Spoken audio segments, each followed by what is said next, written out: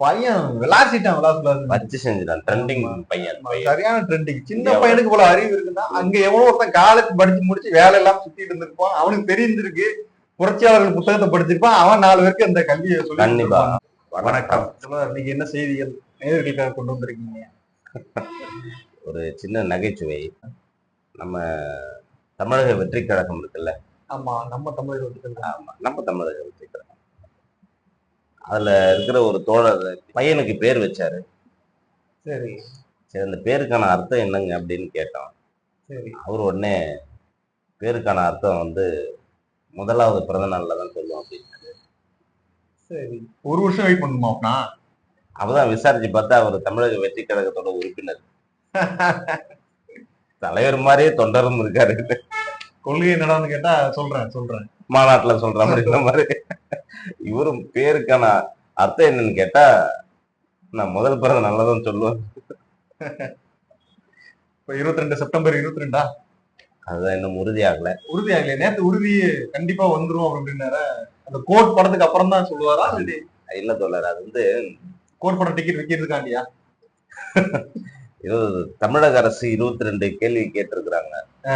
மாநாடு எங்க நடத்துறீங்க, எப்படி நடத்துறீங்க, என்ன வசதிகளை ஏற்படுத்திருக்கிறீங்க, மாநாடு நடத்தக்கூடிய இடங்களுக்கு வந்து கழிப்பிட வசதி என்ன, அவங்க வந்து தங்குறவங்களுக்கு தங்குமிடம் என்ன, ஒருத்தவங்க 500 கிலோமீட்டர் 600 கிலோமீட்டர்ல இருந்து பயணிச்சு வராங்கன்னா வாகனங்கள் நிறுத்துமிடம் எப்படி.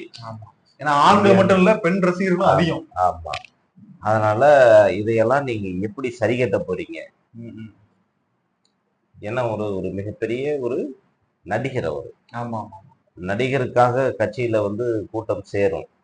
அப்போ நீங்க அதை என்ன மாதிரியான யுத்தியை கையாள போறீங்க, அதுக்கான பதில் எல்லாம் சொல்லுங்க. ஏன்னா இப்போ எந்த இடத்துல வந்து கூட்டம் இருக்கோ அந்த இடத்துக்கு வந்து காவல்துறை போடணும். காவல்துறைக்கு முன்னாடி அவர் போன கூட்டம் அந்த பாட்டு திறப்பு, பட திறப்பு விழா, ஒரு அரங்கு கூட்டம், அது ஒரு அரங்கு கூட்டம், அது ஒரு ஆர்கனைஸ் இருப்பாங்க, ப்ரொடியூசர் அது காசு கொடுப்பாங்க, வந்து அண்ணன் மைக்கு பிடிச்சி பேசிட்டு போயிருவாப்ல. அதான் ஒரு அரங்கு கூட்டம், பாதுகாக்கப்பட்ட ஒரு இடமா. இது முழுக்க அவருடைய பொறுப்புல தான் வந்து சேரும். ஆமா, இது வந்து முழுக்க அவருடைய பொறுப்புல சேரும். இது பொது இடமா இருக்கும். முதல் கூட்டம் வேற. ஆமா, அதனால வந்து அந்த விரிவான ஏற்பாடு என்ன செஞ்சிருக்கீங்க, அதுக்கு திட்டமிடல் எப்படி பண்ணிருக்கிறீங்க அப்படின்னு கேட்டிருக்கிறாங்க. அதுக்கு இன்னைக்கு அவங்க விளக்கம் கொடுக்குறாங்கன்னு நினைக்கிறேன். கொடுத்துட்டாங்கன்னா உரிய பாதுகாப்போட அவங்களுக்கு அனுமதி கிடைச்சிடும், நடத்துவாங்க. அதுக்கு தமிழிசை ஏன் பொங்குறாங்கன்னு தெரியல. என்னாச்சு? பூனைக்குட்டி வெளியில வந்த மாதிரி நீங்க ஏன் விஜய் கண்டு பயப்படுறீங்க? சப்போர்ட் யார் வராங்க அப்படிங்கிறத பொறுத்து விஜயோட வந்து ஆதரவு எந்த பக்கம் வருது அப்படிங்கிற நம்ம இப்பவே காத்து வீசுது அப்படிங்கிற மாதிரி. ஆமா, அப்படியே லேசா. ஏன் இவ்வளவு பேர் இருக்கும்போது பொங்காத தமிழிசை காக்க மட்டும் பொங்கலுதுன்னா பின்னாடி யார் இருக்கா? தனக்கு தானே கோவப்பட்டு வந்துட்டாங்கன்னு நினைக்கிறேன். என்னடா நமக்கு பின்னாடி இருக்கிற ஒரு ஆளு கட்சி தொடங்கினாவே வந்து இவ்வளவு பிரச்சனை பண்றாங்களே அப்படின்னு நினைச்சிருப்பாங்கன்னு நினைக்கிறேன். இது ஒரு பக்கம் இருக்கு. அண்ணன் சீமான் வந்து செய்தியாளர்களை வந்து சந்திக்கிறாரு. நிருபர் கேட்கிறாரு, நீங்க வந்து விஜயோட கூட்டணியா அப்படின்னு. அது ஆமா இல்லைன்னு ஒரு வயதுல பேர் சொல்லிட்டு போயிடலாம். அப்பவே எத்தனை ரவுண்ட் போட்டான்னு தெரியல, அதுக்கிட்ட பதில் வரும். ஒண்ணு நான் இல்ல 60 பேருக்கு நான் வந்து 2026 தேர்தலுக்கு 60 பேருக்கு இப்பவே நான் வந்து ஃபில் பண்ணி வச்சிருக்கிறேன், மீதமுள்ளவங்களுக்கு தான் போடணும். அதை எப்போ போடுவீங்கன்னு நிருபர் கேட்கிறாரு. ஒரு சாதாரண நிருபர் பத்திரிகையாளர் சந்திப்புல இது மாதிரியான கேள்விலாம் நடக்கும். அவர் உடனே என்ன சொல்லணும்? இல்ல, அந்த தயாரிப்பு பணியில இருக்கிறோம், நிர்வாகிகள் கூட்டம் நடத்தணும், மாவட்ட செயலாளர்கள் ரெஃபரன்ஸ் பண்ணணும், யாரை போடலாம் என்ன சொல்லி இப்படி சொல்லணும். அதை எடுத்துட்டு நீங்க வேணா வாங்கல அப்படின்னு நிருபரை கேட்டா நீங்க வேணா வாங்க உங்களுக்கு சீட்டு தர அப்படின்னா அவர் மனசுக்குள்ள என்ன நினைச்சிருக்கலாம்? நாங்க ஏன்டா நைட்டு 12 மணிக்கு சுடுகாட்டுக்கு வரோம் நினைச்சிருக்கலாம்ல. கண்டிப்பா அறிவு உள்ளவன்டா அப்படிங்கிற மாதிரி யோசிச்சிருக்கலாம். இது என்ன வரவும் போறவங்க எல்லாம் சீட்டு கொடுக்கறதுக்கு அந்த கட்சியில ஆள் இல்லையா? இல்லைன்னு தான் சொல்லலாம். ஏன்னா இப்ப அடுத்து இப்போ ஒரு லேட்டஸ்டா ஒரு நியூஸ் வந்தது, ஹிமாயின் வந்துட்டு பேசினாரு, காளியம்மாள் அவங்களுக்கு தான் பிரச்சனை ஓடிக்கிட்டு இருக்கு பேசினாரு. ஆக்சுவலா காளியம்மாள் என்னன்னா மேடையில பேசணும், அவங்க பேச ஏதாவது ஒரு மேடை இதே வந்து தோரணை அப்படின்னா கடைசி பேசுறவங்க வந்துட்டு பயங்கரமான பேச்சாளரை கடைசி வச்சிருப்பாங்க. ஓ, விமான வந்துட்டு முதல்ல பேச விட்டு ரெண்டாவது காளியம்மனை பேச விட்டாங்களோ? அப்படிதான் எல்லாரும் மேடையில எதிர்பார்த்துக்கிட்டு இருந்தாங்க. ஆஹ் அது அன்னைக்கு அண்ணன் பேச விடுறாங்க. ஏன்னா காளியம்மன் வந்துட்டு சீமான் மாதிரி பேசுவாங்க எனக்கு. ஓ, பச்சை எப்படி பச்சையா. ஆமா இல்ல ஆமா 1000 ரூபாய்க்கு பிறந்தவங்க சொன்ன ஆளுதான் அவங்க. சரிதான். சோ அதே மாதிரி பேசக்கூடிய ஆளு ரொம்ப அந்த லூசுகள் எல்லாம் ஈர்ப்பாங்க, அந்த அளவுக்கு வேகமா பேசக்கூடிய ஆளு காளியம்மன். கூட்டம் கலந்துடக்கூடாது, காளியம்மனை கடைசியை பேச வைக்கும், விமானம் பேச வைக்கணும்னு சொல்லிட்டு பேச வச்சிருக்காங்க. விமானம் இருந்துட்டு இல்ல என் தலைமையில தான் கூட்டம் கூடி இருக்கு, அவன் காளியம்மன் பேசுறேன், நான் லாஸ்டா பேசுறேன், 2 பேருக்குள்ள லைட்டா அரசல் ஒருத்தல போயிருக்கு. அதனால காளியம்மல் எழுந்து பேசுறாங்க. அதே மாதிரி ஆர்ப்பாட்டம், கைத்தட்டல்கள் எல்லாம் நடந்திருக்கு. அடுத்து குமான் வந்துட்டு அப்படி துண்டுகள்லாம் இது பண்ணி விட்டு நான் வார அடுத்து பேச வரும்போது இந்த சம்பவம் அப்படி வேற ஒரு இடத்துல நீங்க பொருத்தி பார்த்திருக்கலாம். எப்படி குரு அவர்கள் பேசும்போது கூட்டம் அலைகடலான திரண்டதோ, அதுக்கப்புறம் வந்துட்டு ராமதாஸ் வரும்போது பற்றி போன குளம் போல ஆனதோ. இல்ல, இது எதுக்காக கூடுற கூட்டம் அப்படின்னு ஒண்ணு இருக்கு. நம்ம திராவிட முன்னேற்ற கழகம்லாம் வந்து என்னன்னா எப்படி பேசுவாங்கன்னா, கூட்டணியில கூட்டம் பேசும்போது ஒரு இலக்கிய நயத்தோட பேசுவாங்க. அந்த பார்வையாளர்களை ரசிக்கும்படி பேசுவாங்க, அவங்களுக்கு புரியும்படி பேசுவாங்க. இங்க வெறும் ஆபாசம், அருவருப்பு, இந்த வெறும் கோப உணர்ச்சி, வெறுப்பு உணர்ச்சி மட்டுமே அள்ளி தெளிச்சுக்கிட்டு போற அண்ணன். இதுல எந்த விதமான புள்ளி வரமும் இருக்காது. எல்லாம் பொய் தகவல்கள், பொய் செய்திகள். ஆனா திராவிட முன்னேற்ற கழகமும் திகாவும் பேசுற பேச்சுலாம் பாத்தீங்கன்னா ஆதாரங்கள் இருக்கும். இப்ப ஆசிரியர்லாம் பேசும்போது பாத்தீங்கன்னா நிறைய புத்தகங்களோட வருவாரு. இது இந்த புத்தகத்துல இருக்கு, நான் இதுல இருந்து எடுத்துதான் பேசுறேன் அப்படின்னு. ஆனா சீமான் பேசுற பேச்சுலாம் அப்படி இல்ல, போற போக்குல அடிச்சு விட்டுப்போம், பாத்துக்கலாம், யாரு என்ன ஓடா மன்னிப்பு கேட்டுக்கலாம், மன்னிப்பு கடைசி நேரத்துல மன்னிப்பு கேட்டுக்கலாம் அப்படிங்கிற பேச்சு அது. அதேதான் நம்ம பாமகவும். அது வந்து உணர்ச்சிகளை தூண்டுற கட்சி. ஆமா, அதனால வந்து உணர்ச்சியை தூண்டுற ஒரு பேசுற வரைக்கும் தான் இருப்பாங்க. ஆமா, உணர்ச்சி தூண்டாத ஓட்டு வாங்குற ஒரு பேசும்போது அது வராது. அதனாலதான் பாமகவோட அவர் வந்து, அதாவது வன்னியர் சங்கத்தோட தலைவர் பேசி முடிச்ச உடனே அந்த கூட்டம் கலையிறதுக்கு காரணம் என்னன்னா, எல்லாம் சாதிக்காக சேர்ந்த கூட்டம், பாமகங்கிற கட்சிக்காக சேர்ந்த உறுப்பினர்கள் கிடையாது. ஜாதி ரீதியா இணைஞ்ச கூட்டம், ஜாதி ரீதியான தலைவர் பேசி முடிச்ச உடனே கூட்டம் காலியாயிருந்தான். இது வந்து எதிர்பார்ப்பான ஒண்ணுதான். இது வந்து அப்பவே எல்லாம் நடந்துருச்சு. இந்த சம்பவங்கள் இப்படி ஒரு பக்கம் இருக்க, நம்ம குஜராத்ல வந்து அரசு பள்ளியில ஆசிரியர்கள் வந்து ஒரு 32,000 இடங்கள், பணியிடங்கள் காலி. 32,000 பணியிடங்கள் காலின்னா எத்தனை வருஷம் அப்படி இருக்குது? அவங்க என்ன பள்ளிக்கூடம் நடத்துறாங்க எனக்குமே புரியல. நம்ம யோசனை பண்றோம். அரசு பள்ளியில. ஆமா, குஜராத்தோட காங்கிரஸ் கட்சி தலைவர் வந்து சொல்றாரு, மனிஷ் கோகின்னு சொல்லிட்டு. அவர் என்ன சொல்றாருன்னா, இவங்க வந்து சில ஆண்டுகளா அரசு பள்ளியில ஆசிரியர்களை நியமிக்கவே இல்லை. அது பள்ளிகளை குறைக்கிற வேலையா தான் இருக்கு.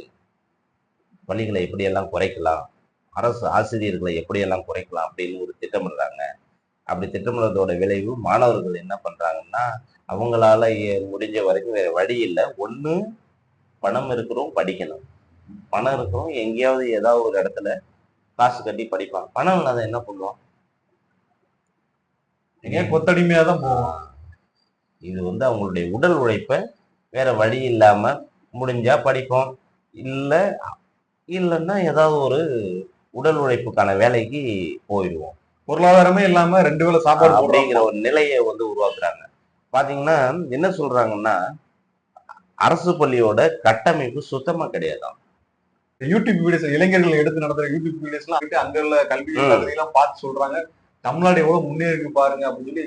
அங்குள்ள ஸ்கூல் கட்டடத்தை காட்டுறாங்க. தோழர், ஒண்ணு சிமெண்ட் கூட பூசாம செங்கல் கட்டடமா இருக்குது. அது ஃபுல்லாவே பினிஷிங்கே பண்ணல, அங்கங்க இடிஞ்சு உழுது. அங்க வந்துட்டு ஓடுலாம் 32% பள்ளிகளுக்கு வந்து அடிப்படை வசதியான கட்டிடங்கள் கிடையாதுதான். ஒரே ஒரு நிர்வாகத்துக்கு மட்டும் கட்டிடம் இருக்குமா, மாணவர்களை வந்து வெளியில தான் உட்கார வச்சிருப்பாங்களாம். இப்படியான ஒரு சூழல். இன்னொன்னு, கழிப்பிட வசதி இருக்காதா? வந்து மாணவர்களுடைய பெற்றோர்களும் மாணவர்களும் என்ன சொல்றாங்கன்னா, பள்ளியில வந்து ஆசிரியர்கள் இல்லை, அதனாலதான் நாங்க போகல. அந்த பள்ளிக்கூடத்துக்கு ஆசிரியர்கள்னா அந்த பள்ளிக்கூடத்துக்கு போய் என்னங்க பிரயோஜனம் அப்படின்னு இருக்காங்க. ஆனா அரசு தரப்பு என்ன சொல்லுதுன்னா, மாணவர்கள் வரல, அதனாலதான் நாங்க ஆசிரியர்களை நியமிக்கல. இது இந்த தொல் திருமாவளவன் சொல்ற மாதிரிதான். அந்த கிராமத்துக்கு எதுக்கு ரோடு இல்லைன்னா அந்த கிராமங்களுக்கு பக்கத்துல பெரிய பெரிய தொழிற்சாலைகள் இல்ல அப்படிங்கிற மாதிரியும், சரி பெரிய தொழிற்சாலைகள் ஏன் இல்லைன்னா அங்க வந்து பெரிய ரோடுகள் இல்ல, அதனால பெரிய தொழிற்சாலைகள் இல்லைங்கிற மாதிரி தட்டி கழிக்கிற வேலைகளே இந்த அரசாங்கம் பார்த்துக்கிட்டு இருக்கிற மாதிரி. தொடர்ந்து பாஜகவோட கொள்கை முடிவே என்னன்னா, யாரும் படிக்க கூடாது, புத்திசாலி ஆயிடக்கூடாது, அறிவாளி ஆயிடக்கூடாது, ஓட்டு வங்கியாகவே இவங்களை பயன்படுத்திக்கிறாங்க. ஆமா, இந்த மாதிரியான ஒரு சூழல்ல தான் இருக்குது. இவங்க எப்படி இப்ப ஆனா அங்கேயுமே ஒரு சில பசங்க எல்லாம் கேக்குறாங்களாங்க, ராமர் கோயிலுக்கு போலியாப்பான்னு மைக்க நீட்டும் போது அது எங்கேயா நான் போகணும், நான் படிச்சேன் மேல வந்துட போறேன், அது எனக்கு என்ன பண்ண போகுது தெளிவா கேட்க சொல்றது. எப்படி சொல்றது? உத்தரப்பிரதேசல 1-2 மாணவர்கள் அங்கேயும் புரட்சியாளர்கள் அந்த பையனும் தெளிவா சொன்னேன் பேட்டியில, நான் அம்பேத்கரை படிக்கிறேன், அதனால எனக்கு வந்து தெரியும் அங்க ராமர்ல கோயிலுங்கிறது ஒண்ணும் கிடையாது. ஆமா, ரொம்ப சின்ன பையன். அவன் நிருபர் கேட்டுக்கிட்டு திரும்ப திரும்ப அந்த கோயிலுக்குள்ளே இழுக்கிறதுக்கு வேலையை பார்க்கான். அவன் இழுத்து போட்டு அடிக்கிறான். திரும்ப திரும்ப கோயிலுக்கு போனாதான் அறிவு வரும், கோயிலுக்கு போனா சோறு தான் கிடைக்கும். அது எனக்கு இருக்குது, பள்ளிக்கூடம் போனாதான் அறிவு வரும்னு அந்த பையன் தெளிவா சொல்றான். அதாவது இன்னொரு பக்கம் மயக்கு போச்சு, அந்த பையன் மயக்கு இழுத்து வச்சு பேசுறான். சின்ன பையன் பேசுறது நிறைய கண்டென்ட் கிடைக்கும் சொல்லி அவன் அந்த ராமர் கோயிலுக்கு ஆதரவா அந்த நிருபர் இருக்கும், அவனுக்கு பையன் விளாசிட்டான், வச்சு செஞ்சுட்டான். ட்ரெண்டிங் பையன், சரியான ட்ரெண்டிங். சின்ன பையனுக்கு போல அறிவு இருக்குன்னா அங்க எவனோ ஒருத்தன் காலேஜ் படிச்சு முடிச்சு வேலை எல்லாம் சுத்திட்டு இருந்திருப்பான், அவனுக்கு தெரிஞ்சிருக்கு, புரட்சியாளர்கள் புத்தகத்தை படிச்சிருப்பான், அவன் 4 பேருக்கு அந்த கல்வியை சொல்லி. கண்டிப்பா, ஆமா, இந்த இதாண்டா கணக்கு, இந்த மாதிரிதான் இருக்கு, நம்ம கடவுள் பேர் சொல்லி ஏமாத்திட்டு இருக்கானுங்க.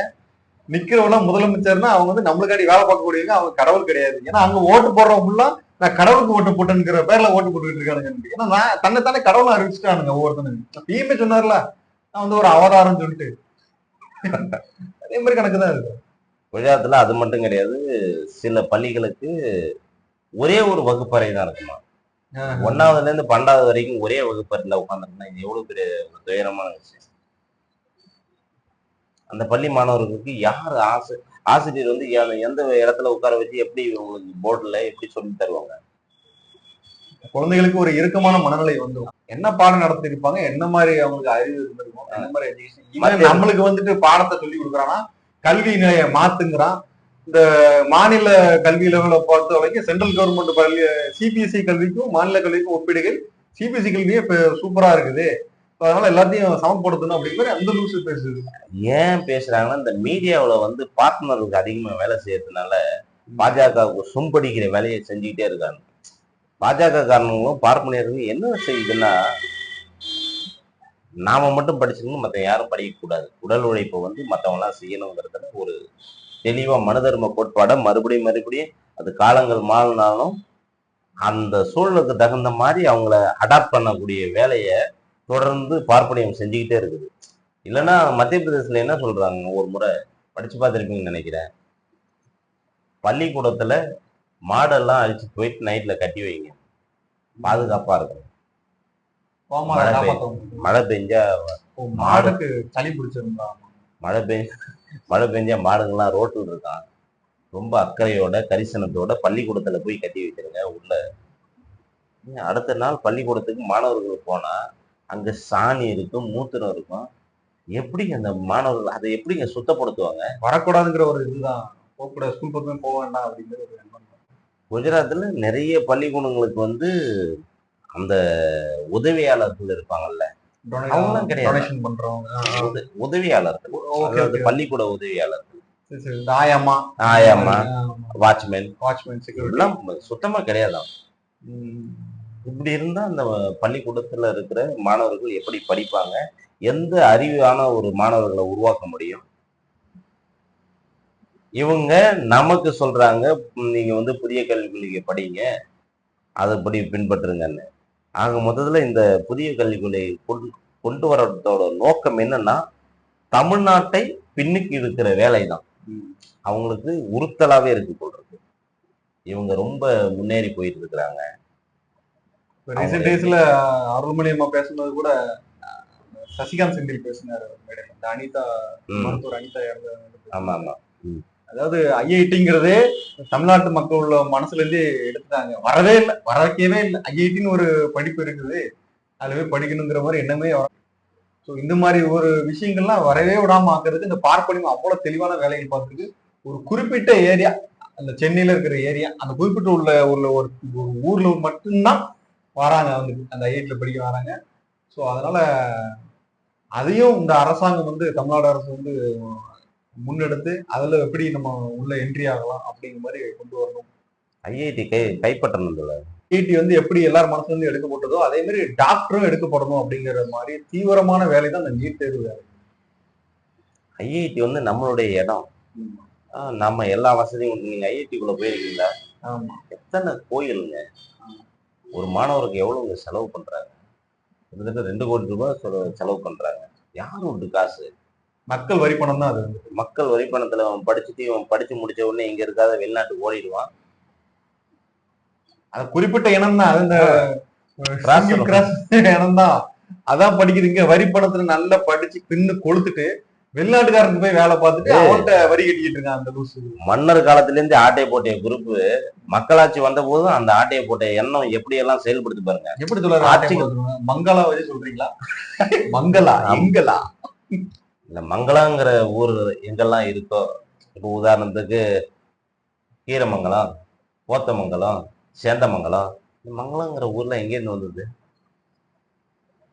நம்ம யூடியூப் அதர்ம மனோஜ் சொன்னாரு, பார்ப்பன பெண்கள் அப்படி ஓடுமா, நீ ஓடி எங்க நிக்கிறியோ அந்த இடம் உனக்குமா. எந்த மாதிரி ஓட்டாது அது? அந்த மாதிரி அது நீங்க வரலாற்றை நீங்க படிச்சு பாத்தீங்கன்னா தெரியும்.